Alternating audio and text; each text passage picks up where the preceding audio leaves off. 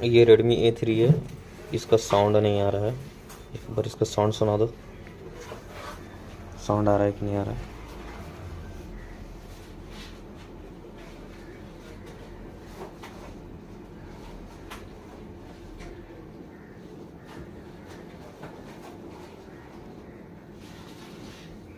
Sound नहीं आ रहा है, ठीक है। अभी हम लोग इसका मदरबोर्ड रिपेयर करते हैं, फिर चेक करवाते हैं साउंड आ रहा है कि नहीं आ रहा है, ठीक है।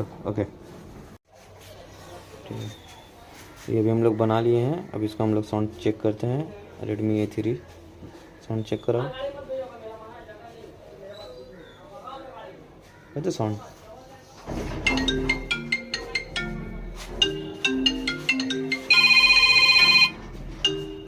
उधर बंद करो पहले, साउंड चेक करो, ठीक है। तो ये अभी हम लोग का रिपेयर हो चुका है।